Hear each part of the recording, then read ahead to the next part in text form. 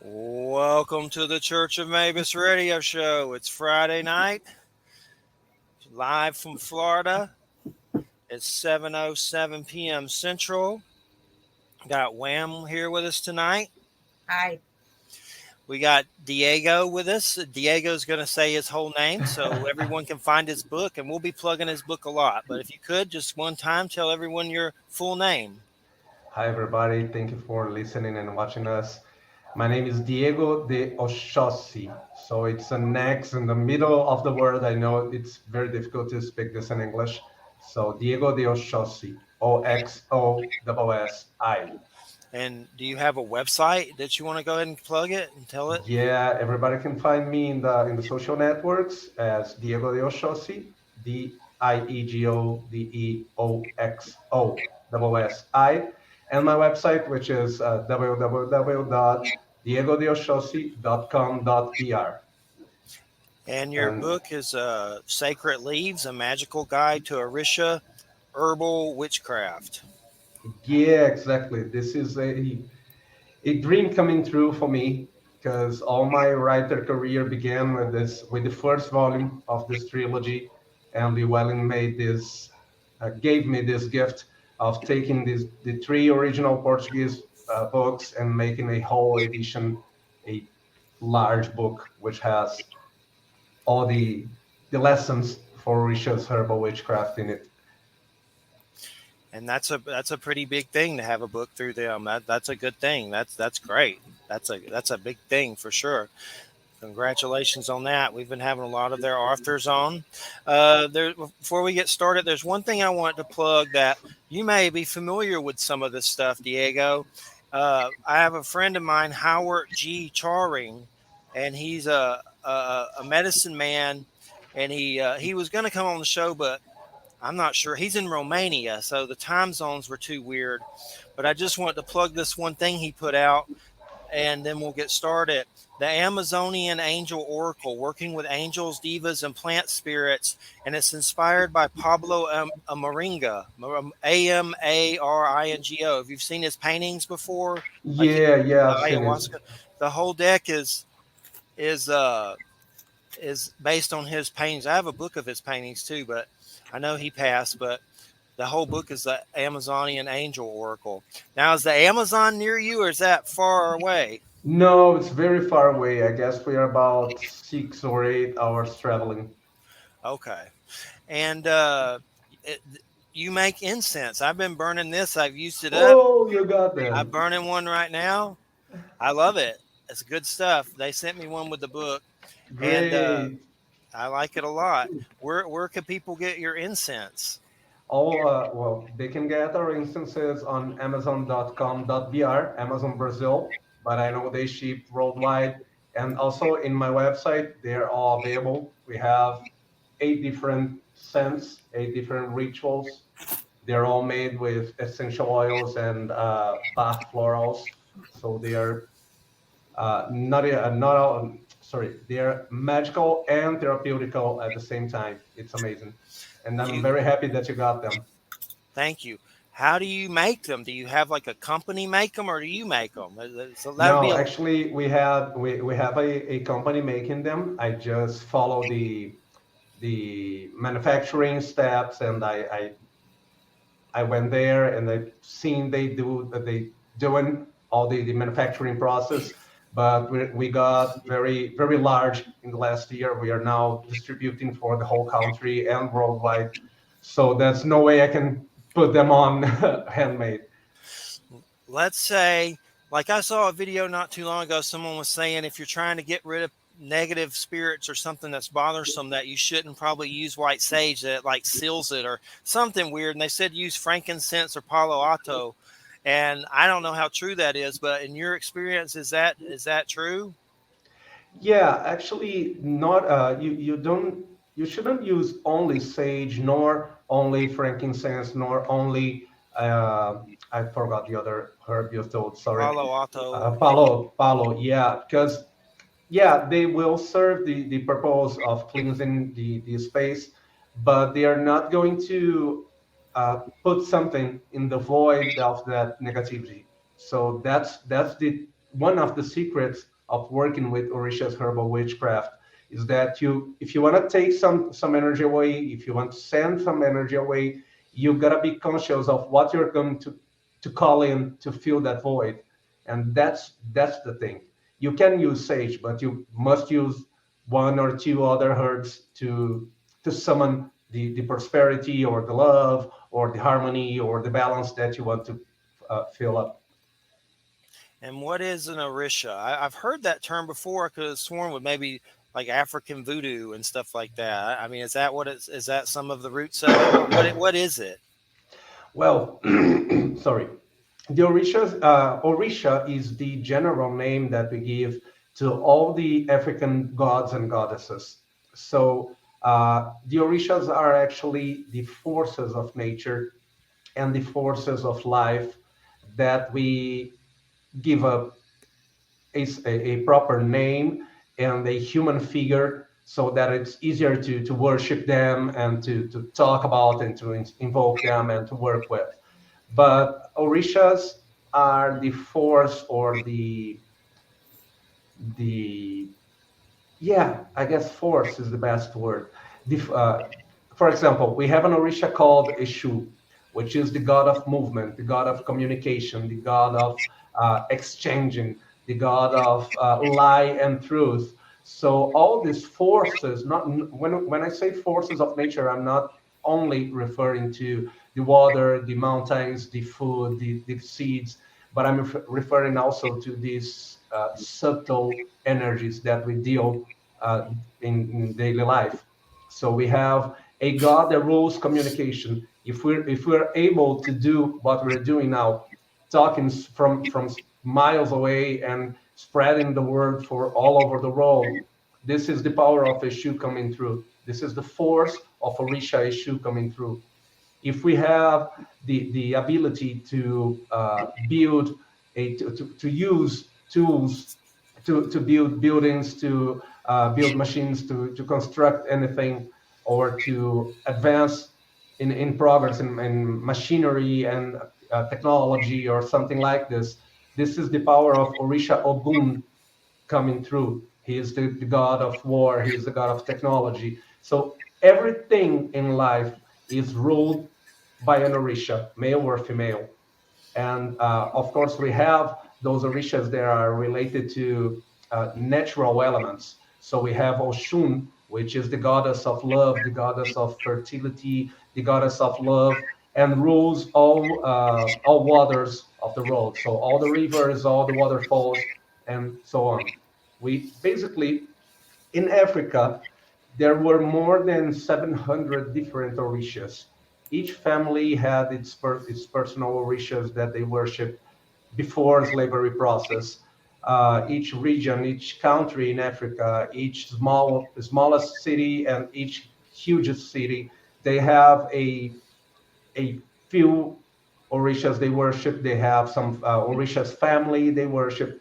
But throughout the slavery process, a lot of these codes, a lot of these traditions got lost.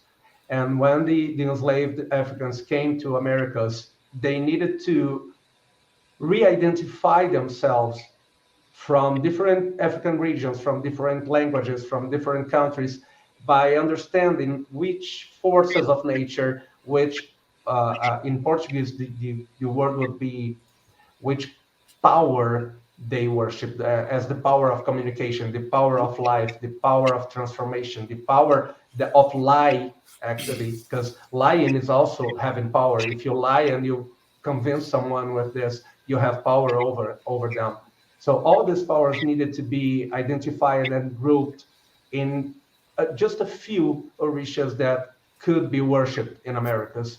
So basically, historically, we come from a more than 1,000 different orishas, more than 700, sorry, more than 700 orishas that were worshipped in Africa.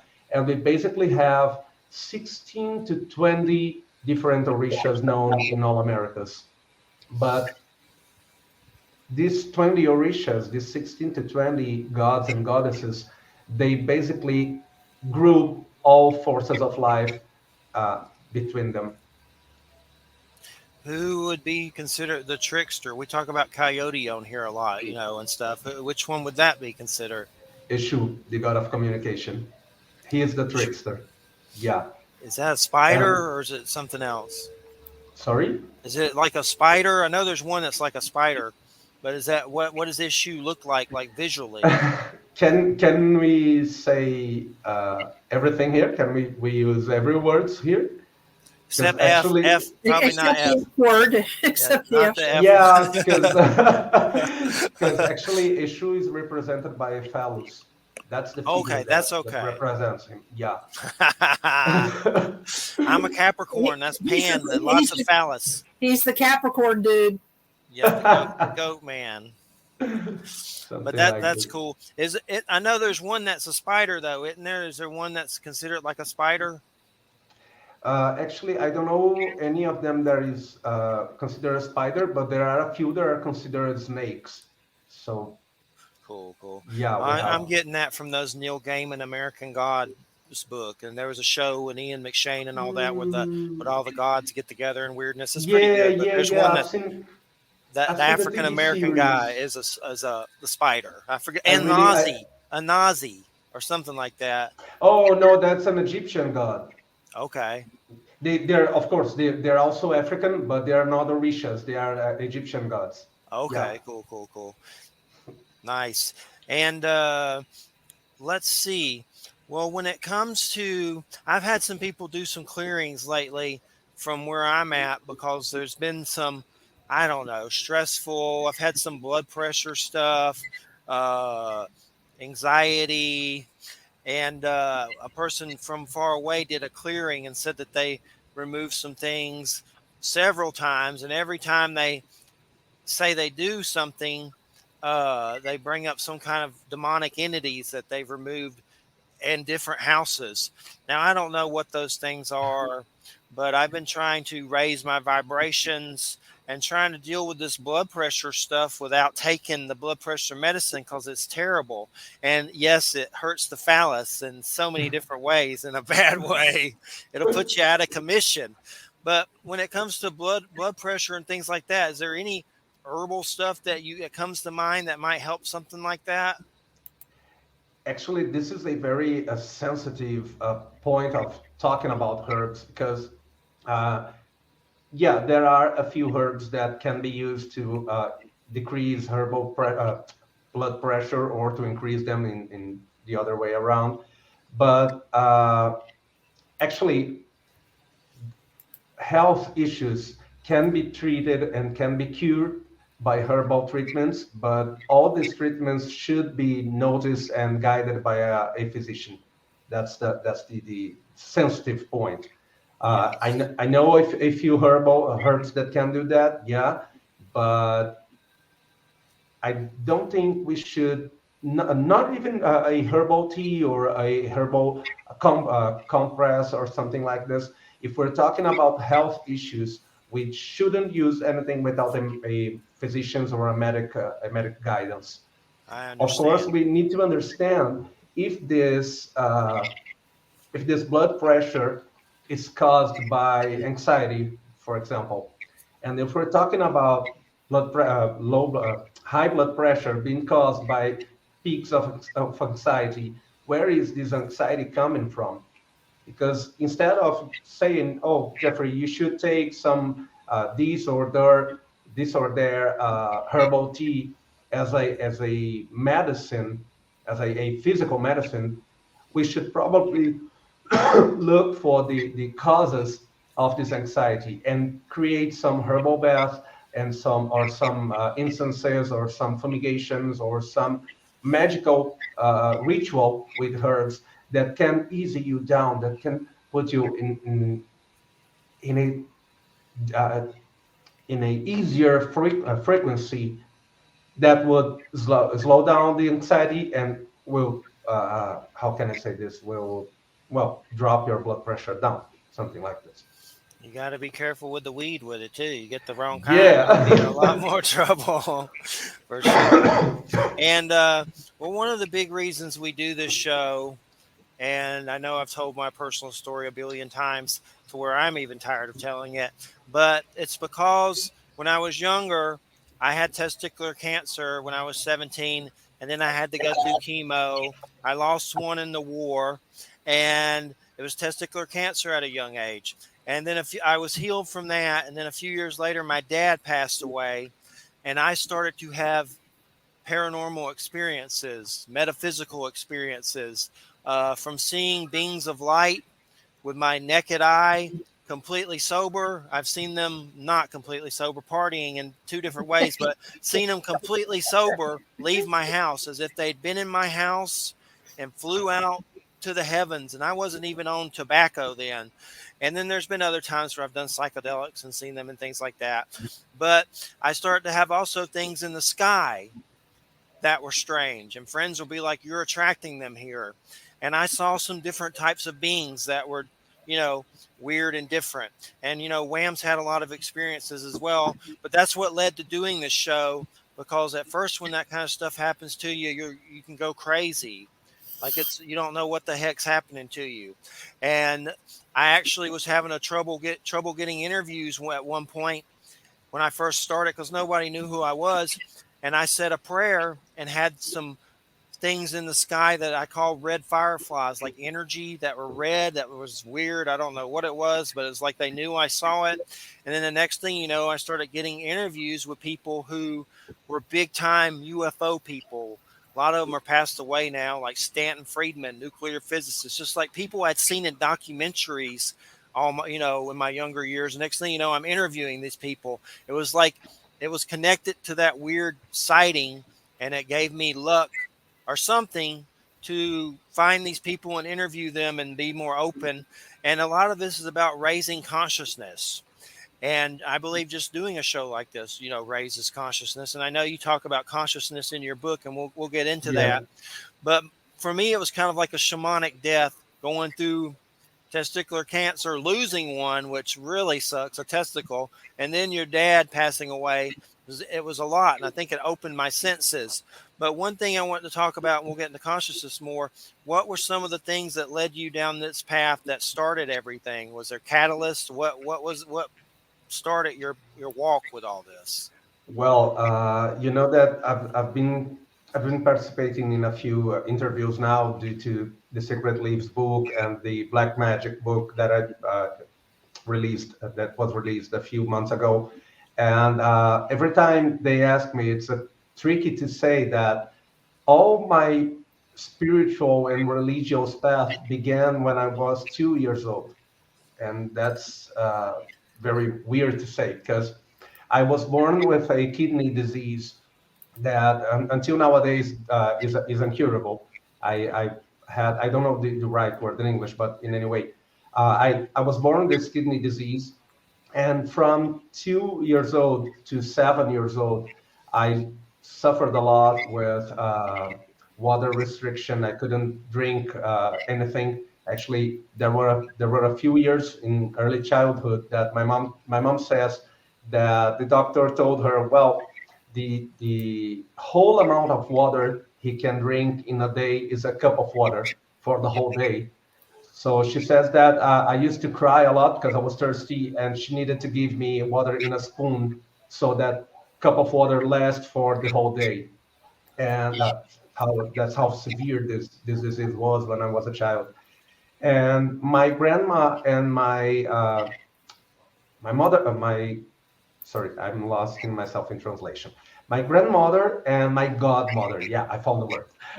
My grandmother and my godmother, they were mediums in a religious temple, in a spiritual temple in Brazil, in an Umbanda temple. And well, when the disease got stronger and I was very, very ill, they took me to spiritual cleansings, to all kinds of magic rituals that could help or treat or cure that disease. But actually, none of them worked. They helped, but the disease was there still. And when I was around 4 years old. I actually don't remember it. That's all. These are all stories that my family tells me because I just remember from 4 to 5 years old, so and so on. But when I was 3 to 4 years old, my grandma took me to a wizard, to a yeah, I guess wizard is the best word, to Yes. a wizard that worshipped the Orishas, but also worshipped a lot of downgrade, dark side energies. And anyone in my family actually knows what ritual was done. But my grandma always told me that this wizard said to her, "Look, I'm going to save his life, but once I'm going to save his life, but when he's grown old, he will have to uh, how is the word?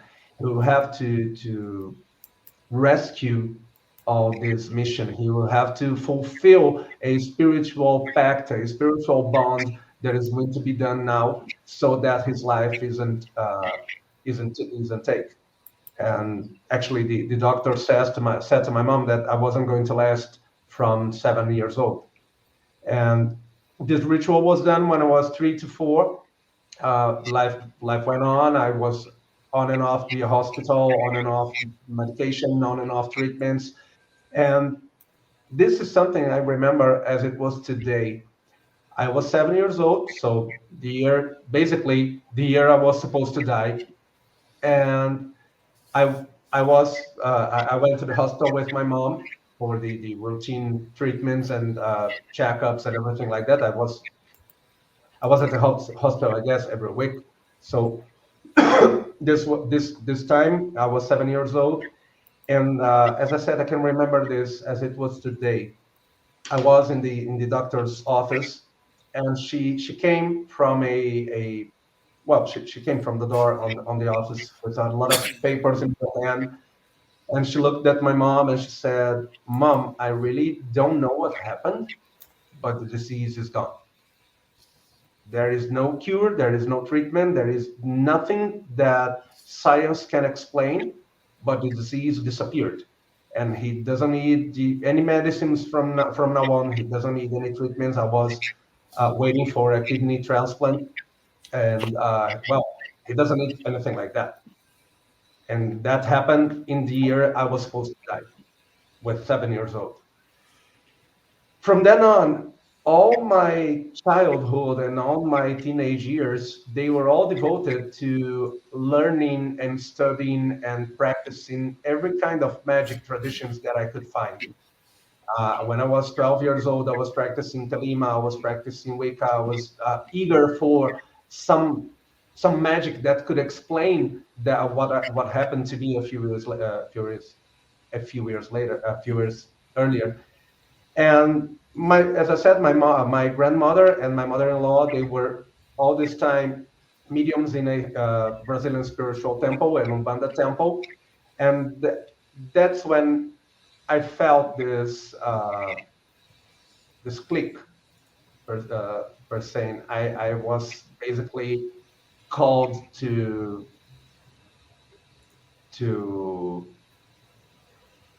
I'm losing myself in words now. Uh, Take up the path, teach. Yeah, exactly. To rescue all the spiritual path and spiritual ancestry that, besides my grandma and my mother-in-law, neither anyone in my sorry, no one in my family wanted to fulfill. And when I was 17 years old, sorry, 18 years old, I started to practice Umbanda. I started to serve in a temple, to attend in a temple. That's where I stay until 22 to 24 years, 22 to 24 years old. And a lot of weird things happened in that age. So when I closed the 21 years old, so the three times seven, the age I was supposed to die. When I get to 21 years old, so three times seven, that age, that dying age, I I was basically absorbed by the spirits, and then I changed all my life to leaving my work, leaving my career, leaving everything like that, to start a temple, to take care of other people, spiritually take care of other people, to do oracle consultations and magic rituals to care for others. And this taking care of the others, this serving back the magic I received when I was a child, that was the starting point for the writer career. I never imagined that I would write a book, and more than that, I never imagined that I would have my words published worldwide. And 10 years after I started this writer career, this spiritual path, I'm published worldwide. I have, I guess, 4 or 5 books published in English, spreading the spirituality, these Orishas magic, these Orishas traditions all over the world. So this is I'm very grateful for that. And I actually thinking about this now, I never thought about it this way. And that's the first time in life I will say this. I am actually grateful for the disease I had. Yep. If I wasn't ill, I wouldn't be here. I wouldn't be an international author. That's the magic, and that's the magic of a shoe. When you ask me about the trickster, Eshu is the trickster god, but Eshu is also the exchanging god. Yeah, we used to say, I'll try to make a raw translation. We used to say in Portuguese that Eshu makes the bad comes good and the good comes bad. Eshu makes the right, turns the right in wrong and the wrong in right. So a almost death experience, a incurable disease took me here. And that's Eshu making the wrong turns right. I understand. I understand that with the testicular cancer thing. I mean, a lot of that led to all of this, even though it still sucked. But yeah, I understand it. It's a shamanic death of sorts. And your Yeah. first book, Traditional Brazilian Black Magic, The Secret of the Combada Magicians, that's a pretty heavy first book, isn't it? Was that? Yeah. Yeah. That's pretty deep. And we've had people on about the darker side of things, and usually you find the light in the darker sides. Like for instance, just the name of my radio show, Hmm. Church of Mabus, that's that name from Nostradamus, Mabus. Nobody really knows what that means, but a lot of people think it means Antichrist. But Nostradamus never said what it means. A white guy named John Hogue said it meant that in a documentary like in the 80s, and it took on. And I say it means maybe us. And at the time I was going through my heavy metal stage, which I'm still kind of in that, I was going to name a band Mabus, like a metal band named Mabus. And I didn't. I came off a lot of hard drugs after my dad died. I never did drugs ever until my dad died. He told me if I did, he'd shoot me. And I believed it. So when he died, I became like Scarface for a few years. Like crazy. but I was going to name a metal band that, and thank God it probably didn't, because I probably would have OD'd and died from whatever. But it turned into a radio show. But a lot of people, they'll see that name and be like, well, I ain't coming on there. And I did it for shock rock, like Ozzy Osbourne or Alice Cooper, Church of Mabus. It was just a quick. I liken it to Bruce Campbell in those Evil Dead movies with the Necronomicon, a fool messing with something he shouldn't. but I know, and that was through Inner Traditions, your Black Yeah, Magic Black book. Magic. Yeah, the Black Magic book was Okay. released last year by Inner Traditions, and this year we had the amazing Sacred Leaves by Llewellyn. Awesome. And Sacred Leaves. This is Sacred Leaves is your second book, and you're doing a third one. Is there a trilogy? Yeah, actually, in Portuguese, it is a trilogy. Just let me get them here. Uh, oh, shame on me! I don't have the Portuguese edition in my shelf. That's okay. But in Portuguese, it was released as a trilogy, and Llewellyn took the 3 smallest volumes and created this large book up here. This larger book with all the trilogy in one volume, which is great. I guess that they made a amazing work by reorganizing the books that to make sense in a whole volume. And you know what's curious is that the Black Magic book is my first book in English, and it was also my first book in Portuguese. And my second book in English, which is the Sacred Leaves, was also my second book in Portuguese. I have seven books in Portuguese published in Brazil, and we now have these four books, which became two in English. So we have the Black Magic and the Sacred Leaves trilogy in one volume. We have a few new releases in next September and next March, but we can talk about later. Definitely, and we'd like to get you on again about those. Really enjoying it so far, and Yeah. we'll get into Sacred Leaves, but I'm kind of curious about the black magic part, and we've had people on about that before, so we're open to discussing it. I've had things weird lately, like I swear, the last few days I kept having the name Set come up, and we've had some people on about that Egyptian god, and it's like I felt something weird, and at first I kind of freak out from my good sensible sensibilities from growing up Christian in America or whatever. And I'm open to a lot of different belief systems, shamanism. I love Norse. I like this kind of stuff. I've had guests on about stuff like this before, and I enjoy it, and I like to learn about it. And but my point is, I had that SET name come up and felt it, and I felt really weird. Like I felt powerful. And I was like, is Don Webb here? Because that's the guy that's into that and writes books about it. And then I went outside after it rained a whole lot, and it was like really vibrant, weird. It was almost like I did psychedelics, but I didn't. And it was just a strange experience. And I don't know. I mean, I know a little bit about Set, but mostly seems kind of creepy. There's probably more to it than I realized. But I read some book by Norman Mailer called Ancient Evenings. That's actually really good. But there's You, this you, fight. you need to read this if you have it. Remember? I have it. I've read. Did you I've read read it. it. You need to I, read it and do it. I'll get into it more. That's Don Webb's book, Yeah, a vampire magic book. Yeah. But my thing is, when you're dealing with some of these darker energies, what do you do to not succumb to it? How do you find a balance? I mean, because I don't want to turn into Darth Vader just from talking to these things. And what do you do to find your balance? I guess that's the talking about Brazilian black magic, talking about Kimbanda. That's the maybe the biggest secret to understand what kind of relation you're going to establish with those energies.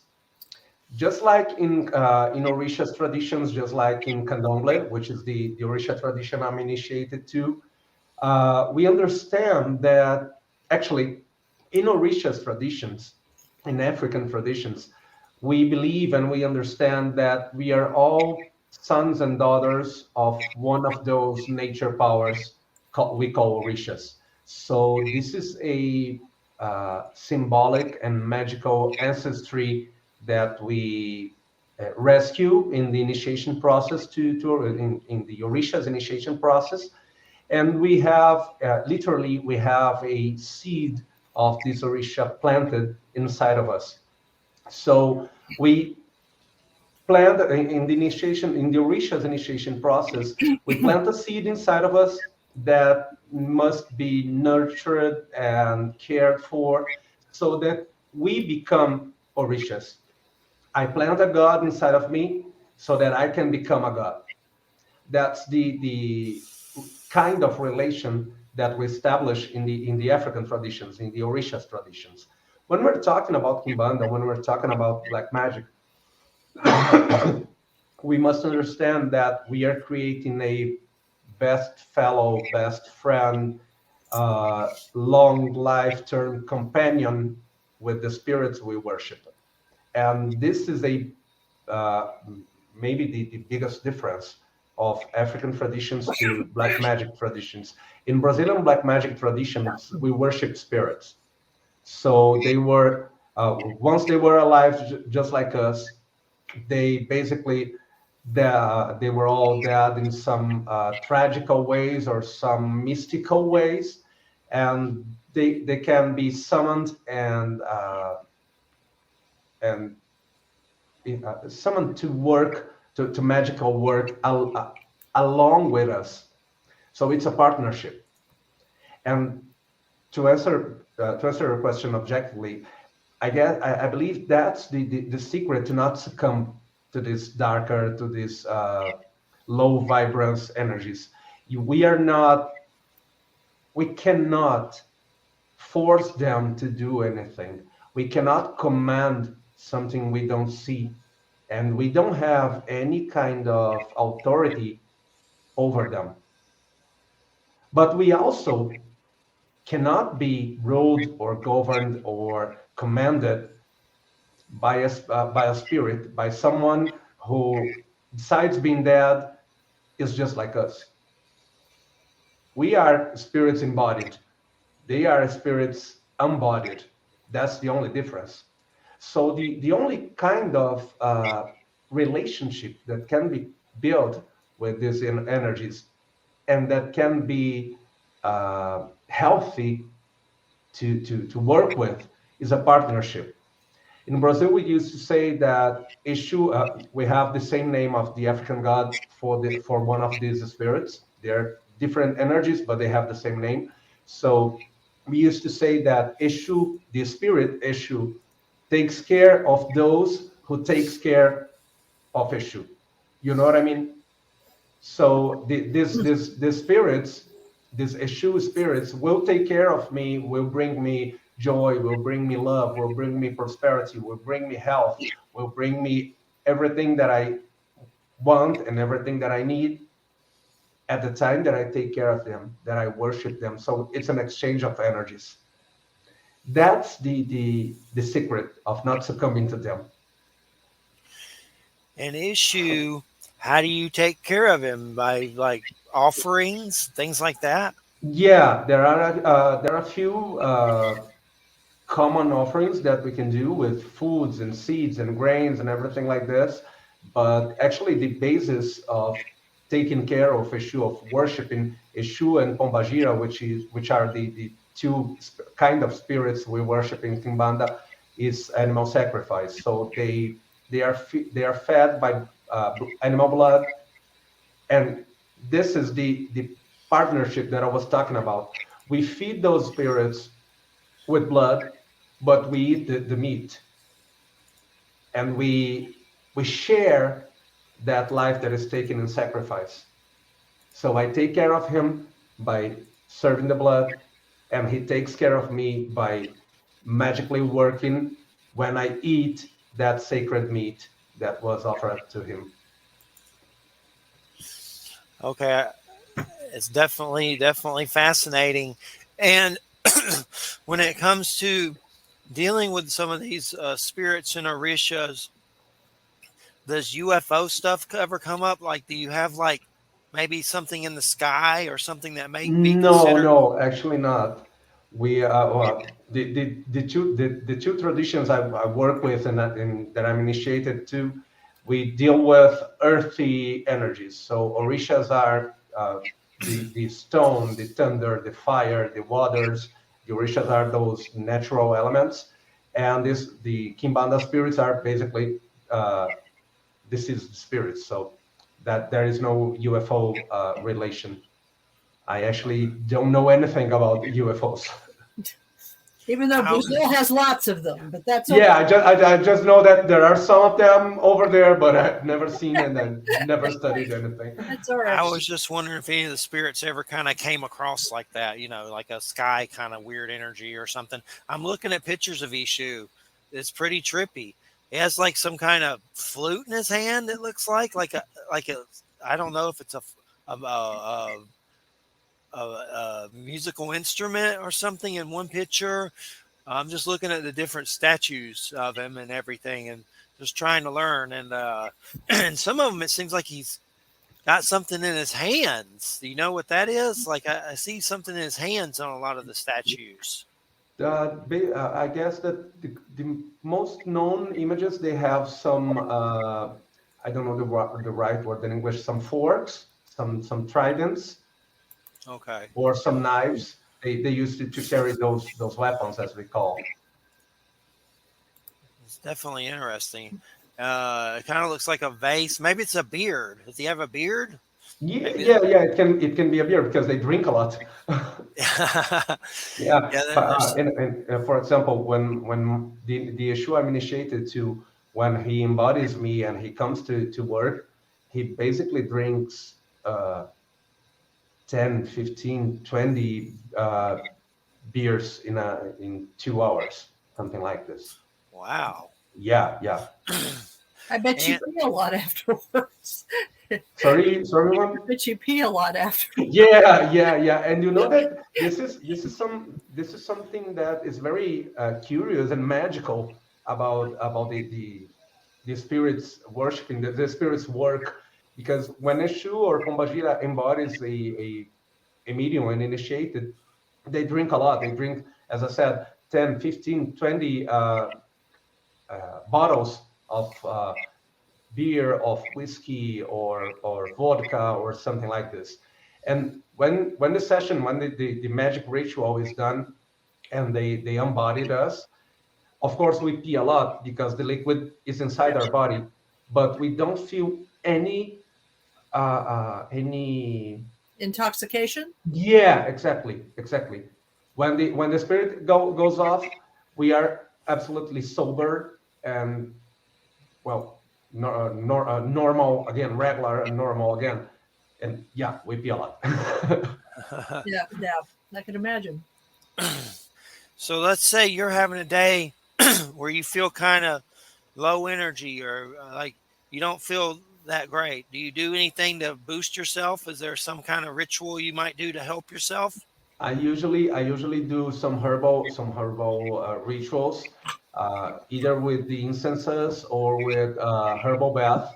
There are a lot of actually any kind of energy can be manipulated with herbal bath. So when I'm feeling down, when I'm feeling sad or something like this, I usually take a herbal bath with joy and happiness and warmer leaves, as we call, because leaves have uh, magical parameters, magical characteristics that will divide them in cold and hot leaves, male and female, active and passive energies. So when I'm feeling down, I will mostly do a active, a hot hot herbs leaf, sorry, a hot herbs bath to increase this energy. And that's one of the magical rules we must always look for, this energetic balance, this energetical balance, because I'm feeling down. Okay, oh, I'm having a bad day, I'm very stressed, I had a problem at work or anything like that. So I'll get back home and make this herbal bath with all active and hot leaves I can find. Yeah, so I'll go from top rock bottom energy to sky high uh, vibration, and I have another problem. I had a problem when I was down. Now I have another problem when I'm high up. So the magical balance is the secret of everything. Just like in the spirits relationship, in the devils and the demons relationship, we are not above nor below. We must be equal. We must be balanced. I can't be. Oh, my camera is up here. Yeah, I cannot leave by feeling low all the time, but I cannot leave like feeling anxious and speedy and everything like that. That will do harm too. Balance is the secret for any kind of magic. And what about consciousness? Where does consciousness fit in? I know that's a complex subject, but what do you get into in consciousness in your book? Yeah, the consciousness subject is one of the bases to create a magical ritual, because one of the things that I explain and teach in details in the book is how to create magical rituals using herbs and leaves. But the thing is, a basil leaf will just be a basil leaf if I don't give it a magical meaning. if I don't wake this its power, if I don't say in during my ritual what I want this basil leaf to accomplish. And the consciousness is exactly this secret key that I that make me focus on what I really want. When I'm creating a ritual, what's the actual objective, magical objective of this ritual? Do I know what I need? Am I fully? I'm losing the English. Sorry. Am I devoted to getting what I want? Because if I just get some basil leaves, some rosemary, some rue, and as we spoke in the beginning of the show, if I just get a sage stick and burn it around without consciousness, without actually putting my inner energy in the ritual, without knowing what I'm looking for, it's just going to be burnt leaves. They don't have uh, uh, magical powers if I don't awaken them. And the way to awaken the leaf's power is to put our consciousness and understand what do I need now? What am I really wanting to? As an example, when we're creating some prosperity ritual, some prosperity bath, or some prosperity some fumigation or something like this, the natural behavior is to get a book just like Sacred Leaves that has a leaves dictionary inside, and search for all the wealth and prosperity leaves that I can find, and put them all together in one single recite, so that, whoa, tomorrow there will be a golden jar in my window. And that's not how it works. What do I really need? Do I need money for in the example of a prosperity ritual? Do I really need money, or do I really need to understand where I'm spending the money I have? Do I need more money than I have now, or do I need to learn uh, to manage my finances so that I don't lose myself in bills and everything like that? That's the consciousness. That's looking inside and in a very critical way saying to myself, what do I really need, and how am I responsible for getting this? Because any kind of uh, any kind of magic actually, uh, I'm really losing myself in English today. I'm really sorry for that. It's okay.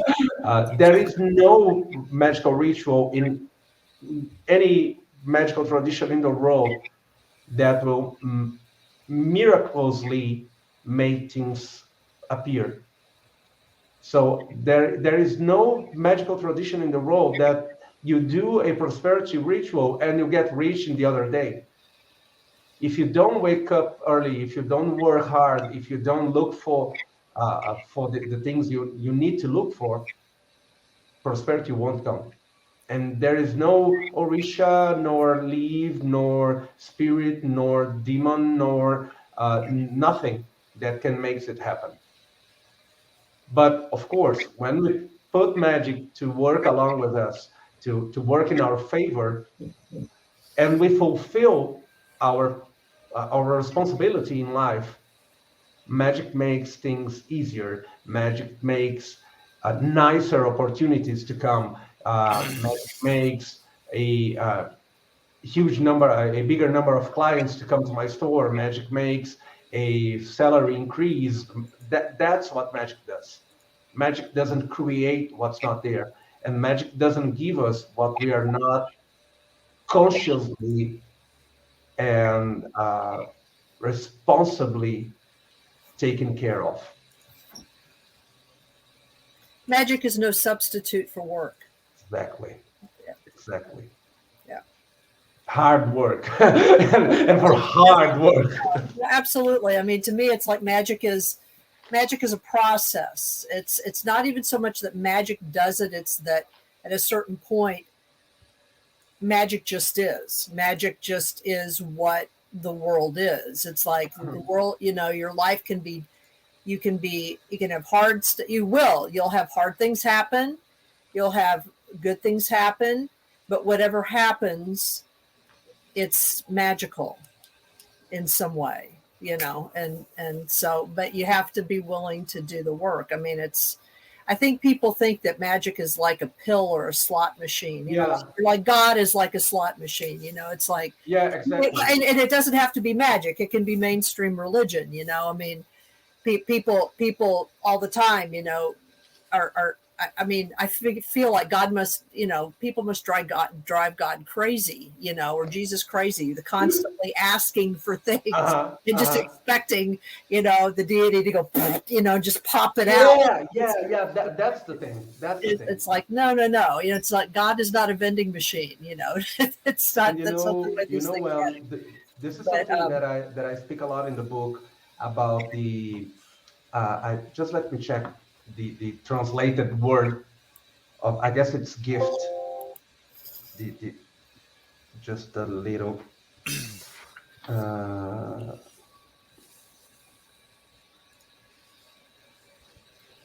Let's see. Yeah, I guess it's Marcel Mauss gift concept, that is giving, receiving, and giving back. And this is what really makes magic happen. And it takes me back to Kimbanda relationship, where Eshu takes care of those who take care of Eshu. So we put our conscious, we put our the magical ingredients along with our conscious, and we do some Orisha's offering, or we do some animal sacrifices to the spirits. We do some kind of magic. We serve them. They serve us. And then if I got a blessing, I am supposed to thank it back, to give it back. And when I give it back, when I thank the spirits, when I thank the Orishas, when I return the bless I received, I am also giving it. So it's giving, receiving, and giving back. But when I'm giving back, I'm starting all over again the giving. And if I give back, I will receive. And when I receive for the second time, I will give back in the third time. And that creates a whole positive construction of blessings. But we must understand that we live in a world of energies. Everything that surrounds us is energy. And the words we spoke are energy. The thoughts we have, the people we mingle with. So how can I expect that a prosperity ritual works and bring me wealth, and bring me money, and bring me more customers, and bring me all the wealth that I'm looking for, if I do that magic, if I do that magical ritual, and then then I spend all day cursing other people and saying bad words and saying how is the word in English? Saying poor words. negative. Yeah, and when I'm using this example of prosperity. So how can I ask for more money? How can I ask for prosperity if I don't take, once again, Jeffrey, if I'm not conscious of what I am saying, if I'm not conscious of the actions I'm taking in life, if I'm not conscious of the people I'm mingling with, because we are basically the sum of the people around us. And we cannot achieve richness by mingling up with, sorry to say, but by mingling up with poor people. Because we base our reality by the context and the people and the environment around us. That maybe it's hard to say, but one part of, actually the first part of a magical life is fake until you make it. You want to be happy, you must fake happiness until you feel happiness. You must vibrate. You must vibrate, even though it's a fake vibration. You must send your desires. You must equalize your vibration for what you want to magic to achieve. I cannot have magical happiness if I don't at least try to see happiness around me. Well, and part of it is also realizing that there are things about your life that you can be happy about. A lot of Exactly. times Exactly. people, they just focus on what they don't have. They don't focus, Exactly. they don't focus on what they do in fact have, and where what they can build from that, you know, Exactly. and because it's a very rare person. I haven't met anybody. It's a very rare person that doesn't have something good going on in their life. You know, something that works.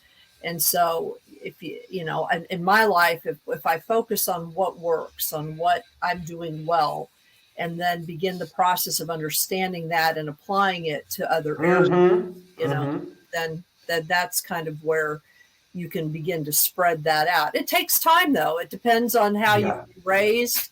It depends on, you know, how far down a hole you've fallen. I mean, Yeah, sure, sure. it depends, It's not an easy task, you know, but and sorry. I think that spiritual paths, whatever they are, they help you because, you know, you're connecting with energies that you know are intended to grow. I mean I was introduced to the Orisha through a friend of mine who has since passed, who was initiated into Ifa. You may be Uh familiar huh. with Ifa, Uh you know, huh. which is the more traditional Yoruban Nigerian form of Mm-hmm. Orisha worship.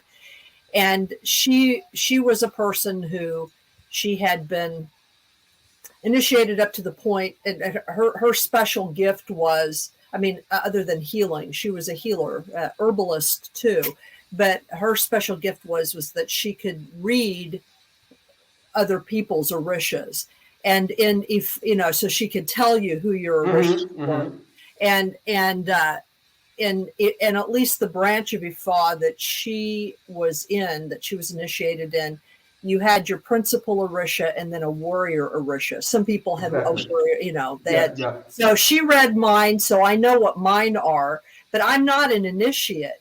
But I did go through a ritual with her. I was brought to something where I was kind of introduced to all the Orisha and given permission to do certain things. But Mm-hmm. I'm not an initiate. So I don't, you know, I don't do the more formal stuff. I do my own things, but you know, I do more, you know, I do listen and look for the signs of the Orisha that are mine. And I mean that lead me. So I have a lot of respect for this tradition. I've seen it do remarkable things, um, and uh, so you know, for me, it's like the most important thing is whatever powers you work with or however you connect to the world or the divine or whatever, um, those are things that can help you, uh, Mm-hmm. but you have to be willing to do the work. You know, you have to be willing to Yeah. actually Yeah. change. That's why I said to you, Jeffrey, I showed you that book, that vampire book. That Yes. vampire book is actually really powerful. I've been working with it. It's really, I've been doing it exactly the way John Webb says to do it. Because when you're first learning something, you have to do it exactly the way you're told to do it. You can't say, "Oh, I'm just going to do this little piece and expect it to work." Yes. You've got to Yeah. actually do it, you know, and then you can decide at a certain point, you know, is this, you know, what I want to connect to, or do I Mm-hmm. that or whatever. But you know, your what you were saying about process is extremely important, and a lot of people don't do that. I mean, that's like, to me, the most important aspect of spiritually developing, whether it's a mystical practice, a magical practice, or whatever. I did want to also comment a little bit about the negative, the balance between negative and positive energies. I practice Sufism, and one of the things that we have in Sufism, we have the names of Allah in Sufism. And a lot of these, not a lot, it's actually not a lot, but a number of the names of God, and they're mostly taken from the Quran or from the Hadith. But there are some names of God in the Quran that come from the Quran that are what I would call them disciplining names, challenging names. Names like the Punisher, the Smiter, the Abaser, things like that. And what's interesting is that in the Quran, and thus in Sufi practice, what's interesting is that when those words like that appear in the Quran, they always appear with its opposite.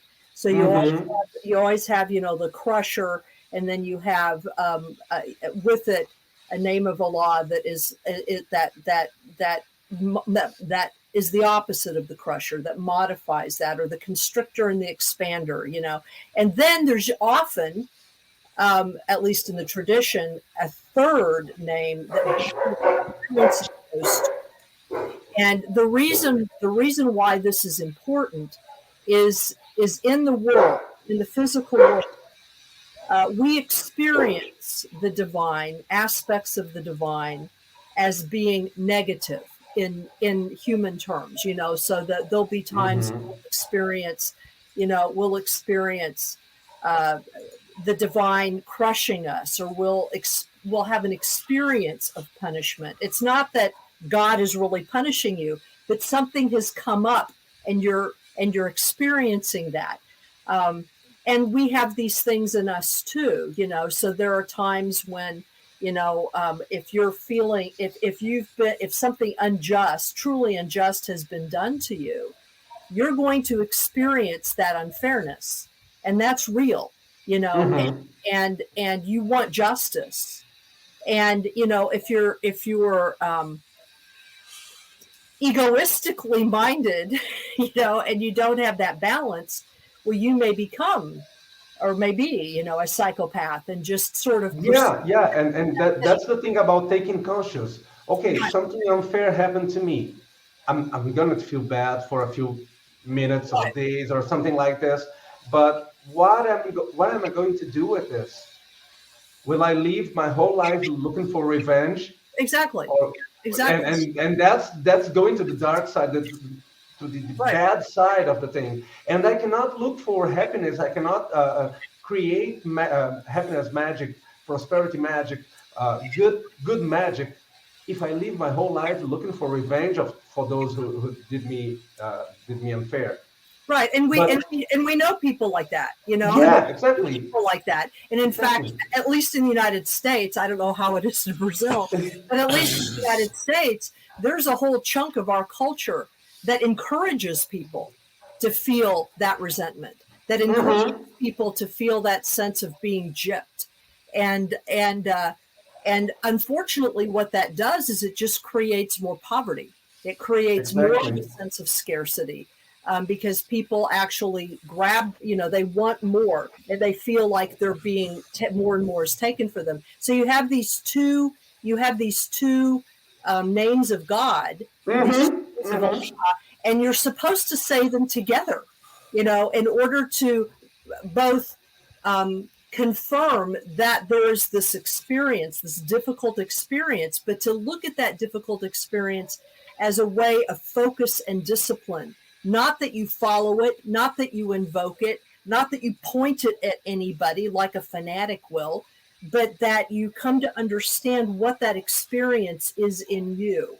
And then you're saying it with the expansive name, or the good name, if you will, the more positive name. And what that does is it helps you to find the good in the bad, as well as understand that whenever you're given a gift, there's always a shadow side to the gift. Are you going to cling to the gift? Are you going to forget to be grateful?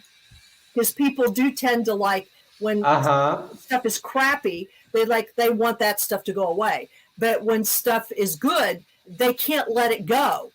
So so in a sense, the Quran even recognizes this tendency in human beings to be kind of caught in that. And that's why you're using these different names, these different energies of the divine, so that you understand that this is in you too. you know. And you know that this is something that I used to see a lot in Oracle consultations and in the temple I run here in Brazil. A lot of people come to me with an issue, with a problem, or something like this.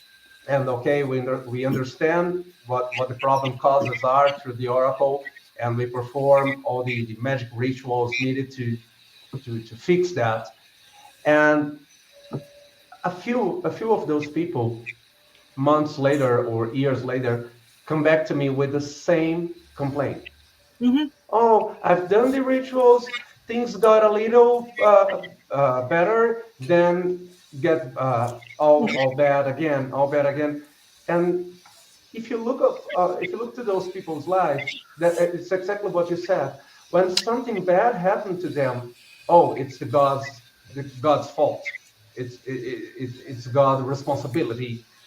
I'm living poorly. I'm living unhappy. I'm living in a bad way because God is punishing me. But when the blessing comes, they forget to bless back.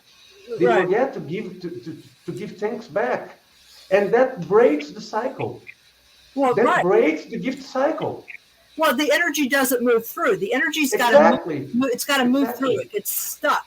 You know, people get attached to the bad or the good. Well, it's like my Sufi, the Sufi teeth, the master that my Lynn and I order is from Hazrat Nayat Khan. He said that people that do that, that come to a healer with the same ailment or whatever year after year, Hmm. they basically have come to love their ailment. They would rather complain than Exactly. actually do anything about it, you know.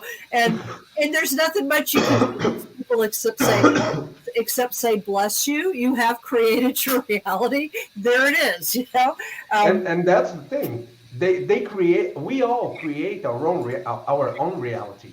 Mhm, right, And what people don't take, once again, what most people don't take conscious of is what kind of reality they are creating with the words they speak, with the thoughts they have, with the right, actions they take. yeah. And that's the key of all kinds of magic. And Jeffrey, to objectively answer your first question, that's what conscious and magic is all about. Definitely. And what is life like where you're at all the time? I'm trying to imagine it. You have a temple there. I mean, what can you tell us about life there? I mean, I know there's a lot, but I'm just trying to imagine it. There's a lot of life everywhere, Yeah, Jeffrey. I know, right? I'm Even just where you saying, like, are, Jeffrey. I Even bet you have a bomb ass garden, right? Do you have a nice garden with all this herbs? A good garden? Yeah, you know that actually I'm a Sagittarius, so I can't be. I never calm down, and I actually do a lot of things in my life, in my professional and practical life. So yes, I have the Orisha's temple in Brazil. I live in the temple. So I have the Orisha's temple and I have the Spirit's temple. They are separate buildings in the same address. That's I guess that's the best way to say.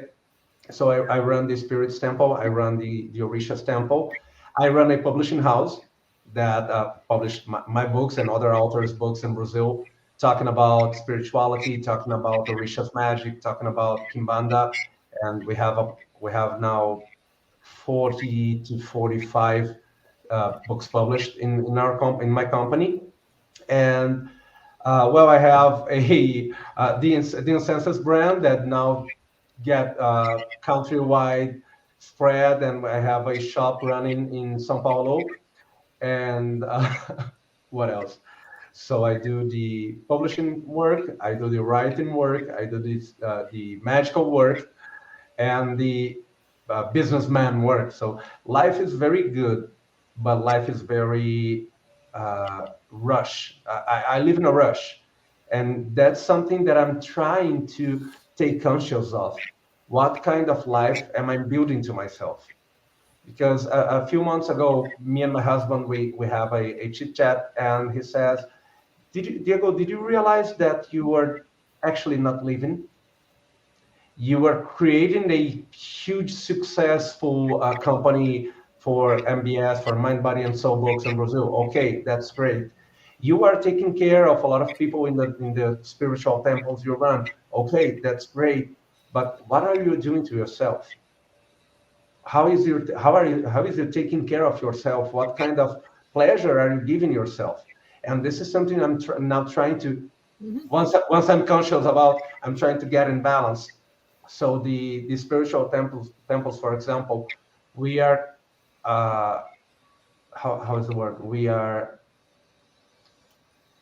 I don't know the word in English. Sorry, but our schedule, our opening, our open to public schedule is shorter than it was, but we are trying to make some deeper experiences for those who come.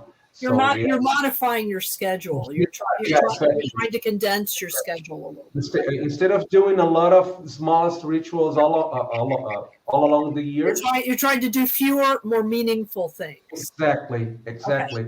This is something we are organizing for the beginning of 2023. For example, we are now in the middle of a huge renovation of the temple. We are building two new floors. We are creating a lot of buildings to receive people here so that Brazilians and foreigners can come to the temple and spend a whole week in a deeper experience with black magic tradition and with the herbal magic tradition that we perform here. So we are organizing some kind of in-person courses and workshops that people can come and get hands-on the magic instead of coming here once a week to a open session of simple cleansing open session, blah blah blah. We're dipping it down. And we're actually organizing things so that in the beginning of 23 we'll have two weeks, two dates for foreigners to come. So those who are keen about black magic tradition, about getting in contact with the black magic spirits, and maybe getting the first degree initiation, we are organizing this for February or March, that for a foreigners week in the temple, and the same thing for the herbal magic. We will have some 5 to 7 days workshop of going into the woods and harvesting the herbs and creating the bath, the fumigations, and everything like this. Because thank all the orishas and all the spirits, I used to live in a very urban environment until 10 years ago, and we moved to the middle of the woods. So now I have all the leaves we need. We are literally 1 block away from the forest. So we can go there, we can go to the waterfalls, we can go to the river and do all the enchantments we need to do there. Does psychedelics ever come up with plants? Is that something that some do and some Not in don't? our Or tradition. No, not in our tradition, because uh, either in the Orisha's traditions and in the spirits tradition, we face the possession and the embodiment experience. So when we're talking about orishas, we're talking about forces of nature. We use the word possession. We are during a magic ritual, during a magic session for the orishas, we are not ourselves. The orishas possess us, and they are and it's them. They use my body to talk, to class, to do things like this. When we're talking about the spirits, we talk about spiritual embodiment.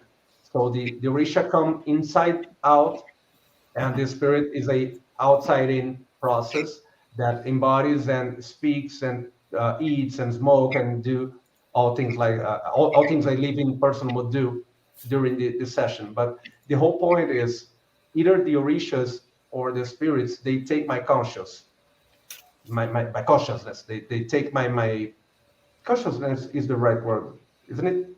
yes, Yeah. Okay. So I shouldn't as the connection point that for the orishas or the spirits is my consciousness. I shouldn't use anything that how's the word, that blurs it. So psychedelics are actually not welcome. Influence it. Yeah, I Yeah, understand. yeah. I understand. I've done psychedelics, and usually during it, I end up regretting it at some point. But what do you mean by three bodies? What are the three bodies? Three bodies. Yeah, that's also one of the keys to to reach that balance we spoke about. Because in the book there is a whole chapter devoted to it. Here I guess we have a uh, Yeah, it's here our three temple, bodies, three one mind. bodies, and our temple, our house, our temple. Because we when we're talking about energetical and spiritual balance, we must understand that this here, the flesh and bones, are only the physical body. And as your first question, oh, is there any herb I can take for blood pressure? The physical body must be treated by physical doctors. But we are not only flesh and blood.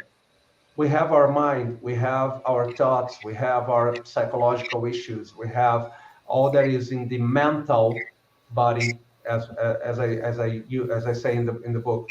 So all that is thoughtful, all that is psychological, all that is emotional is basically defined as our mental body. But we are not only thoughts, we are not only flesh and blood. There is a divine particle inside of us. There is a divine and sacred context that puts this mental and physical body all together and create a purpose in life and create all things around us. And this is our spiritual body. So what I try to explain in the book is that we are three bodies in one, and each one of these three bodies cannot survive alone. So the body cannot survive without a mind. So an ill body cannot support a healthier mind to produce and to create everything that it's supposed to do. But a new mind cannot fulfill all the practical life uh, activities, even though the body is healthy. But there is no point of having a healthy body and a healthy mind if we don't have a sacred purpose to live. And that's the spiritual body that we must take care of. Finding this balance, looking for this balance, is to treat the physical body by eating healthy food, by going to the doctor and making regular checkups, and while taking medicines and medical treatments that are prescribed to. But we also need to balance the mental body. We also need to balance our emotions. We also need to take care of our mental body with good thoughts, with going to the therapist, talking to a friend, allowing ourselves to feel and to share emotions, even though if even if they are bad emotions. We must feel angry, we must feel hate, we must experience these darkened emotions too, so that we can look at them, recognize them, and say, well, that's not what I want for myself. That's not the kind of emotion that I want to base my life on. So that's the mental body. But there is no point of having all these two bodies, all this. Uh, there is no point of having both of these bodies healthier if I don't have a sacred purpose. If I don't understand that, and I'm not talking about another God that is omniscient, omnipresent, and I don't know the word in English, sorry. But I'm not talking, I'm actually saying no to the Christian God Mhm. because it's a distant and outer God. I'm talking about understanding that we have a divine particle inside of us. We are a divine particle. And this is what I mean about the spiritual body, taking care of our spirit, treating our spirit, worshiping ourselves as a particle of God. We, as I spoke before, when we're talking about Orishas, the initiation for the Orishas basically plant a sacred seed inside of us, and it's our responsibility to nurture this seed so it can flourish. And when it flourishes, we become gods and goddesses. And I know you talked about the emotional body. That's something I've been dealing with lately a lot, having thoughts that I really just don't want to have, that don't seem like myself, and things like that, like some real, crappy stuff. So, I mean, what do you do to tend those? I try to do positive affirmations and things like that, which some of those get kind of cheesy, but I try to do it. It helps. And what are things that you do? Let's say you get an onslaught of some crappy thoughts. You just try to correct it and say something positive. I believe things are not as simple as this, because when we're talking about the mental body, I guess that the mental body is the one that mixes physical issues and spiritual issues in it. So, everybody have bad thoughts. First of all, we must understand how these bad thoughts are doing you harm, because we cannot deny that. How is the word? Uh, that depression is an illness. We cannot deny that the depression must be treated by doctors, by shrinks, and by medication. But, and that's a huge but, we must understand if this depression, for example, is biological originated, or is it spiritually originated, and that's tricky. That's very tricky. So bad thoughts, bad feelings, anxiety, depression, anguish. Where is this coming from? If the root of this problem are spiritual, well, let's do some buri, which is the name of the ritual we do to our sacred head, and to just to balance all these energies. Let's do a spiritual cleansing first. Then let's balance your ori, your spiritual head, the spiritual particle that exists inside of you, and most of the times is asleep. So we must awaken this spiritual particle inside of you. Let's understand how we can spiritually treat you so that the mental body and the physical body will balance itself. But we cannot deny science, and we cannot deny that sometimes physical issues are biological rooted, biological originated. So what do? I try positive affirmations. Yeah, I do positive affirmations. Many times I fake positive affirmations until I make it. I put out, even though I feel bad inside, I try to put out something good. I try to look for the good in the badness, but things are not that simple. Well, and Just everybody's different yeah, too. Yeah. just saying good words won't change your reality, but saying bad words will also won't fix what you're living. So taking conscious of what you are facing, what kind of energy are you putting out to the world, how can the spiritual entities, the gods and goddesses, all that is above us, how can they help me to be able to see the good and the bad? And of course, what magical rituals, what magical leaves, what magical roots, what magical seeds what magical rituals can I perform to enhance this process of getting bad? sorry, getting better. That's a whole. It's very complex, actually. And I came across something interesting about Ishu, the Divine Trickster, a book. And I was trying to find like stories about him or about Uh, folklore. But let me read this. It's it's small to read. It's hard. I got to squinch because it won't let you enlarge it. Ishu made his penis into a bridge. When those he called to walk on it reached the middle, his penis broke and all were drowned. Ishu was searching for his penis in the water. I'm trying to be respectful. The passengers are searching for their heads. The river Ishu carried them away. It's interesting because Coyote has a lot of weird stuff like that. When you read the native folklore about his penis and strange things like that. So it makes me just wonder if there's some kind of connection. They're both tricksters. So, but what do we know about some of the stories about him? I mean, folklore, like are they kind of like silly stories? Like coyotes are funny. Like there's weird, that make you laugh. I mean, what do you know about some of his stories? the issue stories, Yes. actually, they're not funny at all. They're not funny at all.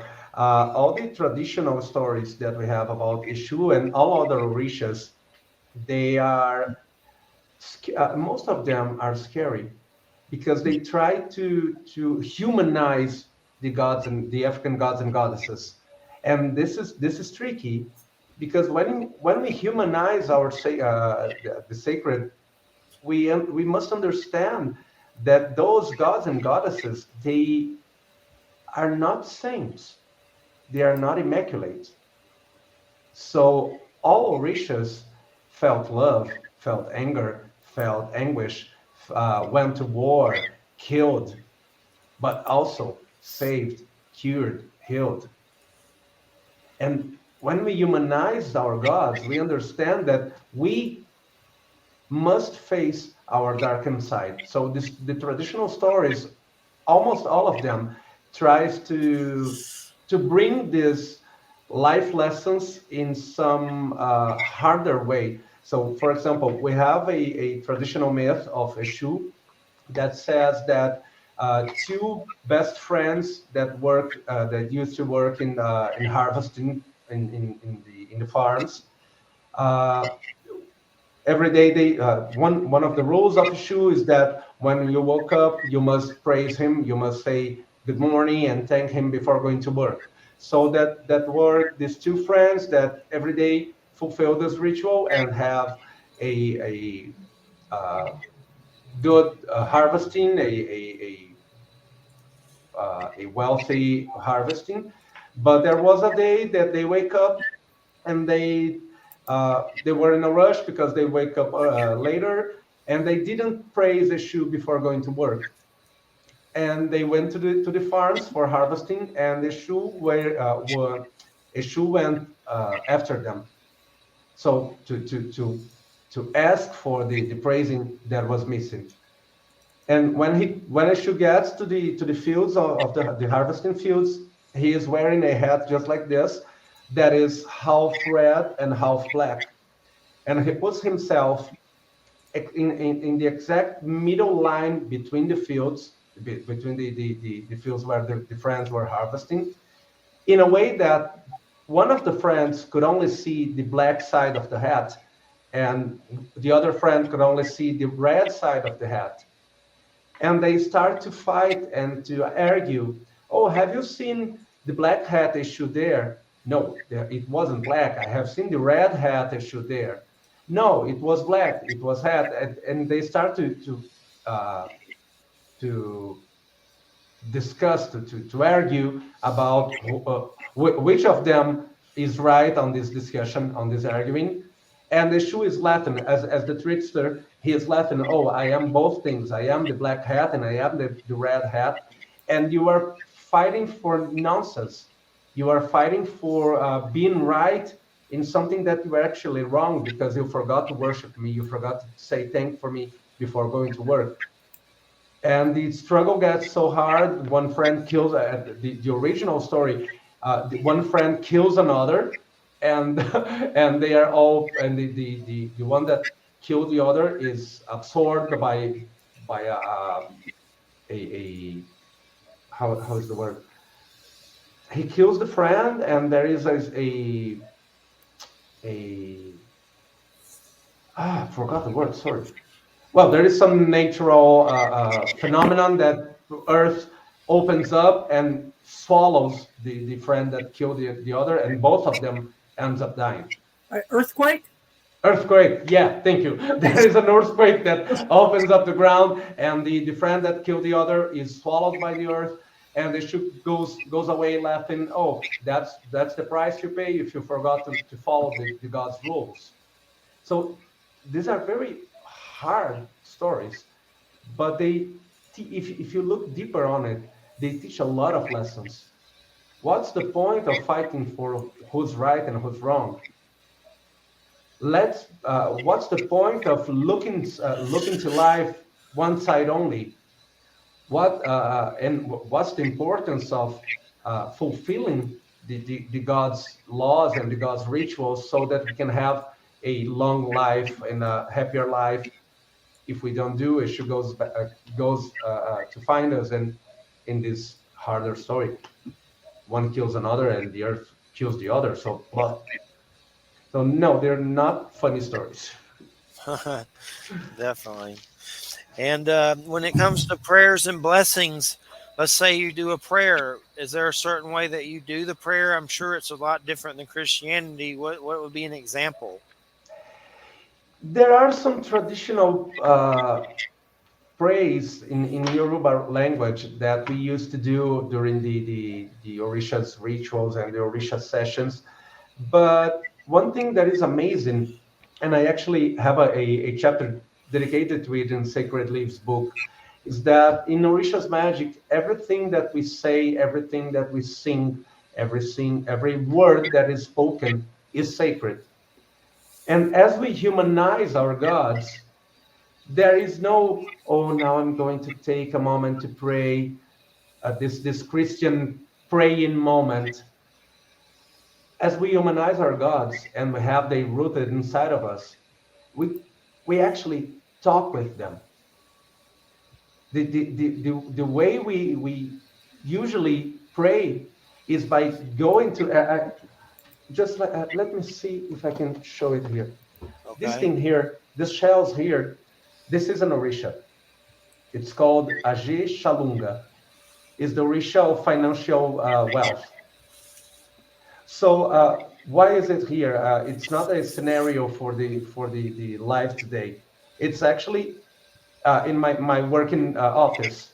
Where do I do my work? Where do I get my prosperity? Where do I look for and fight for my wealth? In my office. This is I'm actually in my working place. So the financial wealth Orisha, the financial wealth goddess is placed here.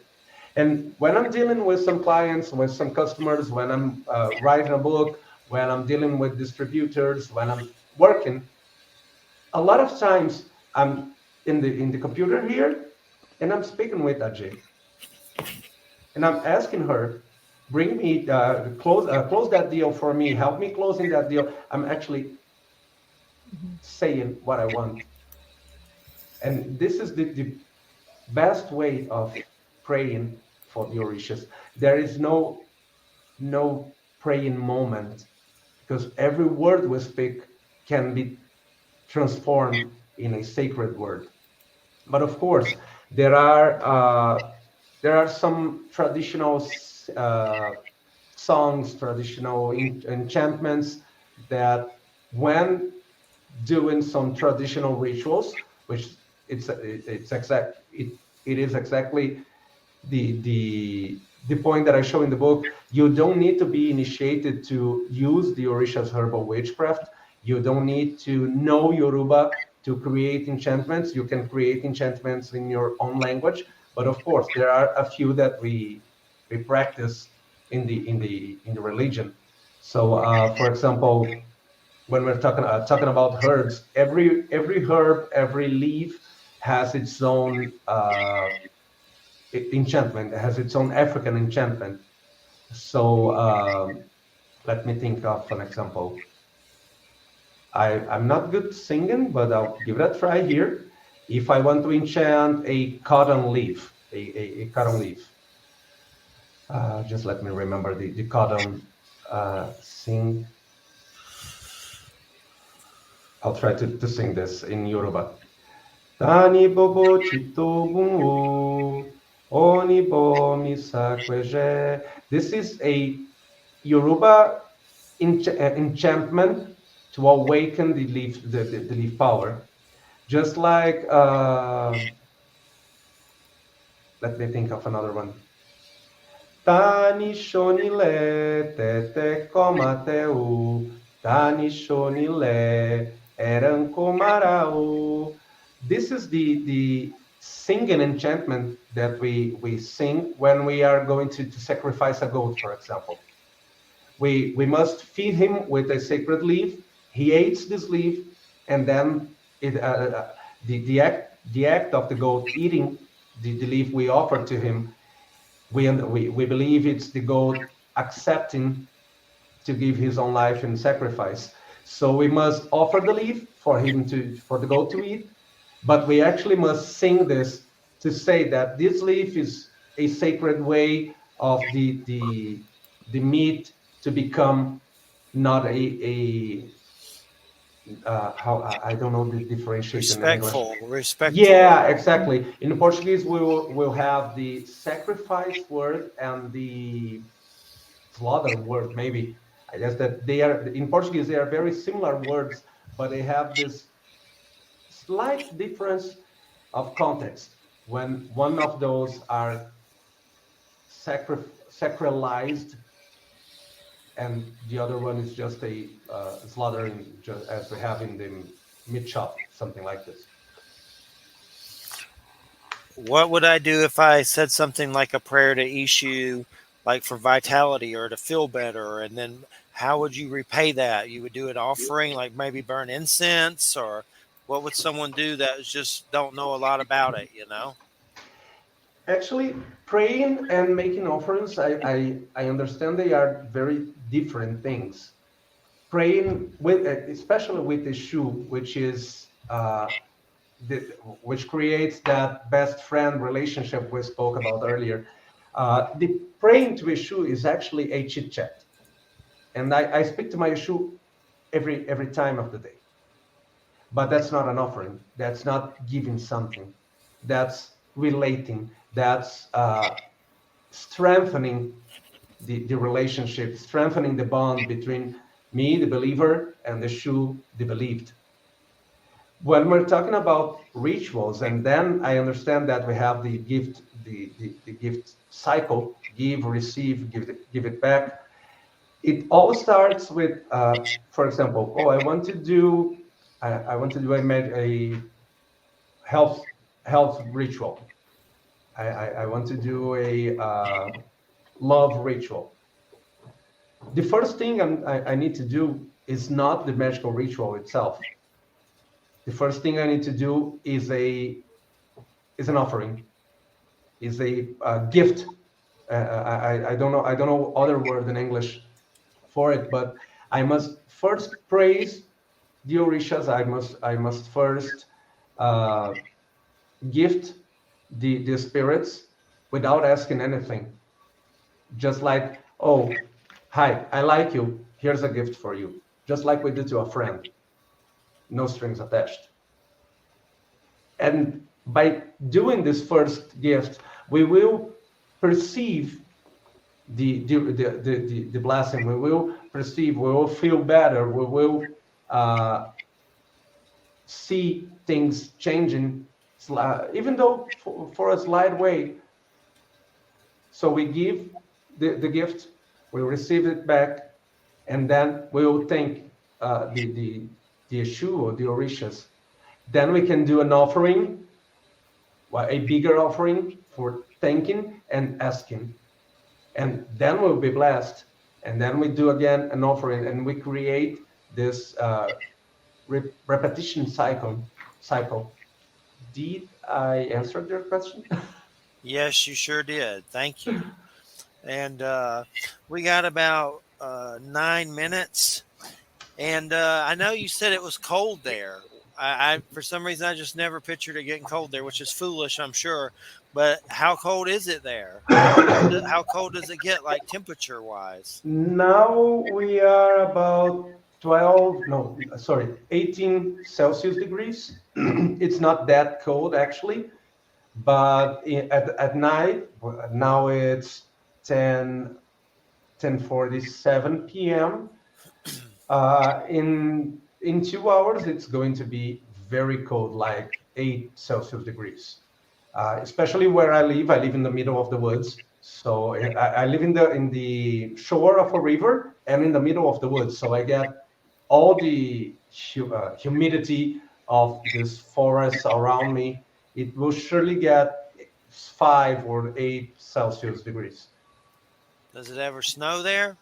No, not where I live. We have a lot of places in Brazil that snow, but not nearby. And this is the contrasts that makes Brazil so interesting for living on, because in winter we have this hard cold of 5, 8 Celsius degrees, and in the summer we can face 42, 45 Celsius degrees. So it's very opposite in winter and summer here. How much longer do you have of winter when summer come? Spring will come September 22, so we still have almost 2 months ahead. Gosh, it's summer here and I hate it. I don't Florida, like summer. Yeah. I don't either. Florida, ugh, seems worse like every year. But well, it's been great having you on. I've enjoyed it so much. What's your website again? So people can find me in diegodeoxossi.com.br,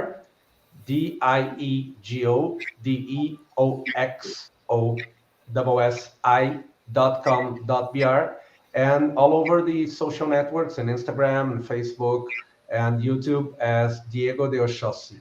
There will be my face looking sideways there, so people can you can find me by my nose. Look, Definitely, and I'll add you and too. Well, we appreciate it so much. It's been great, and definitely keep us in the loop when it comes to future endeavors, and we'll have you back. yeah, we'll have some. Well, let me just show what is on stores now. We have traditional Brazilian Black Magic by Destiny Books by Inner Traditions, and the newest release, The Sacred Leaves by Llewellyn. We also have a newest book coming by in September called Afro Brazilian Numerology. It's talking about African numerology, how to find your guiding energy, and how the odus, the destiny energies rules our personality and everything like this. It's going to be published by Inner Traditions next September. You can find me there. And next March, we'll have the Orisha's card deck, the African Magic card deck by Rockpool. It's going to be released in March 23. So there are a lot of things coming for the English speaking public, the English speaking audience. Cool. So you're gonna have like an oracle deck, kind of like a tarot kind of thing. Yeah, exactly. Love those. Definitely. I'll have to. What's the publisher for that one? Rockpool Publishing, Rockpool Australia, Okay, cool. but they distribute in the US too. I'll have to keep checking that one out for sure. And we enjoy it so much. Thanks so much. Thank you, Jeffrey, Very much. for the invitation. Thank you, Wham, for the nice conversation, and it's an honor for me to be here with you guys. Thank you a lot. Thank you. Have a good weekend, and thanks for coming on. And we'll stay in touch. Take You care. too. Bye All bye. right. Bye bye. Bye bye. All right, everybody. You're listening to United Public Radio 107.7 FM New Orleans. And we got about 4 minutes. So I was just going to read who's coming back on. Uh, we got Granddaughter Crow next week, and then Daniel Duke. Granddaughter Crow's native uh, American situations, and Daniel Duke is Secrets of the Wild West. Yippee ki yay! Which, by the way, on on August 5th, when you have Kate Johnson on, or whatever her name is, Yeah. I'd like to sit in on that. I know her. I mean, okay. I know her personally. Sure, we can do that. That's August 5th. I'll put you down too. Yeah, For that. I mean, yeah, Jay down, but I'd like to sit in on that. So most definitely, I'll sit you down for it. I got you. I put a W on there too, and I'll send you the StreamYard link. All right. And her I know her book's Inner Traditions. I know the publisher at Inner Traditions asked me for her to be on Manzanita. The publisher sent me her book and asked. So, but let's see here. What We Do in the Shadows started back up. If you need a funny vampire show, that's funny. It's on Hulu, season 4. So I've been watching that. And I don't know. I think I always, what's that seasonal allergy stuff you get? Like a lot of people get it in the winter. I get it in the summer. Oh, you mean the season Allergy depression or something. Yeah, seasonal affective disorder. I feel like crap lately. I get it in the summer too. I hate summer. I hate humidity. Yeah. I'm not a fan of the sun, so it's like, oh. That makes 3 of us. Too much. I'm like, do you want us to live in here? I mean, you're leaving the heat lamp on a little too high for the lizards. If you were taking care of lizards, you wouldn't burn them that much. It's a little too much. Humans are the cause of that, Jeffrey. You know that. Gosh, water us. Give us a breeze of air. It's just horrible. It's those damn mammals. Yeah, mammals. They don't want to be cold, so they want everything to be warm. So, and you got crazy Putin threatening to kill us all with a nuke at the same time. So it's crazy. Everything's crazy. I know people are still getting COVID.